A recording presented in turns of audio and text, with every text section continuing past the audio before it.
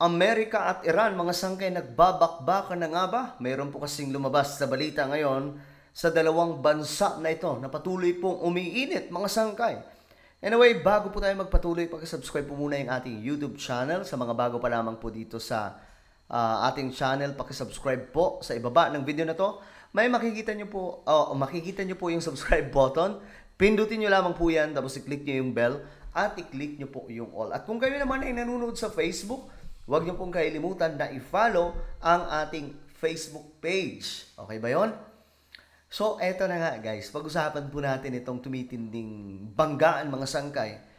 Ito kasing Iran, mayroon po itong sinusuplayan na isang malaking grupo ng terror organization.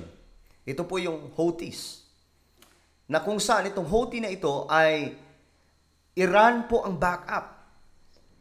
Ngayon, involved na naman, mga sangkay, itong Iran sa mga pag-atake di umano doon sa Red Sea.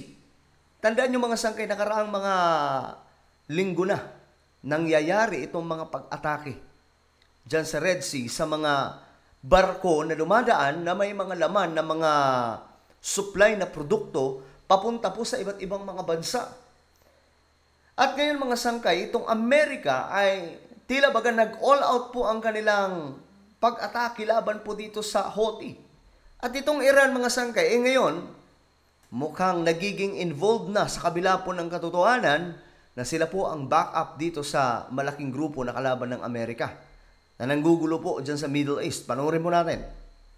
Stepping up its tone, Washington has released newly declassified intelligence accusing Iran of deep involvement in attacks on commercial ships by Yemen's Houthi rebels. Now, the U.S. is considering tougher measures, including possible force to counter these attacks. Iran has till date denied any involvement. Dinideny po ng Iran ang involvement sa isa na namang pag-atake. Pambihira, mga sangkay. Pero, ayon po sa report, itong Iran ay talagang involved dito sa sinasabing pag-atake dyan sa Red Sea. At ngayon, mga sangkay, klaro naman po, nalalaman na po ng lahat that even the enemy of Israel, malaki po ang bahagi dyan ng Iran. Kung bakit nakapasok po ang mga kalaban ng Israel sa mismong loob ng kanilang bansa, it's because of Iran. Ang supplier po ng mga malalaking terror organization dyan po sa Middle East, wala pong iba kundi ang Iran. At ngayon, sila na po ang nagbabanggaan at ang Amerika. The U.S. last week announced a naval coalition involving 20 countries aimed at helping safeguard vessels from attacks in the Red Sea.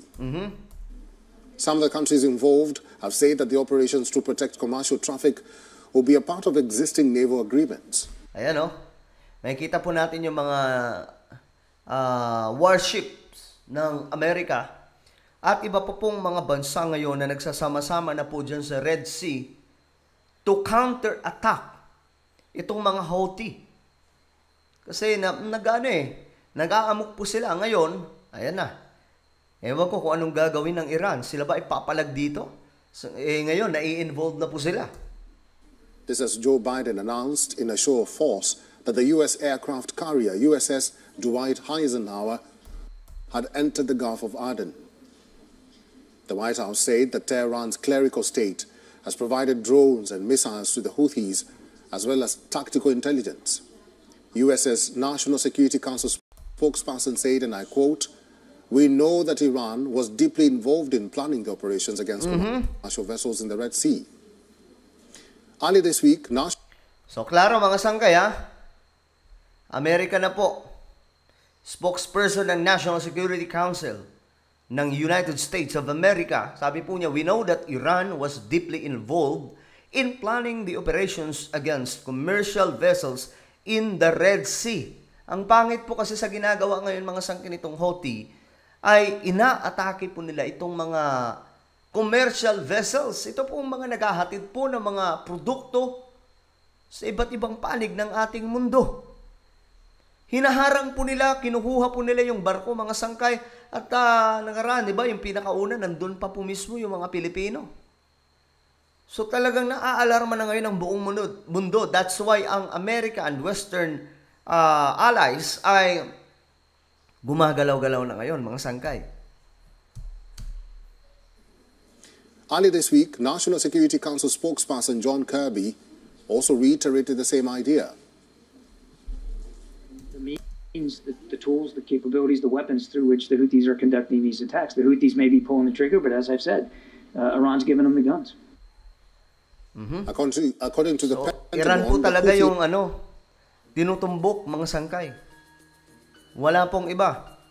Iran ang nasa likod. Vast parts of the Arabian Peninsula's poorest country, including the capital Sana'a, have launched more than 100 drone and missile attacks targeting 10 merchant ships. The White House says that the Houthis are also reliant on Iranian-provided monitoring systems at sea. Grabe. Ayan, abistado. Yung Amerika, marami po yung intel, no? Mas marami po silang spy sa paligid. Nalalaman po nila yung mga ganitong klaseng tagong mga impormasyon. Biden's administration is increasingly concerned that the Houthis are trying to undermine global maritime trade, both to undercut trade to Israel and to raise costs to the U.S. and its allies for supporting Israel. Yemeni insurgents persist with ship strikes, and they say that they are in solidarity with Palestinians in the Gaza Strip. The Houthis, on the other hand, have warned that they would strike U.S. warships if the Iranian-backed militia was targeted by Washington. This comes as thousands of protesters rallied in Yemen's capital Sana'a in solidarity with Palestinians in the Gaza Strip. The protests were organized by the Iran-backed Houthis.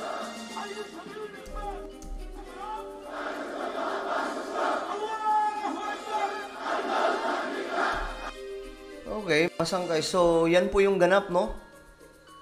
Tayo po dito, US announces Naval 20-country coalition to defend Red Sea. Dami na ito, mga sangkay.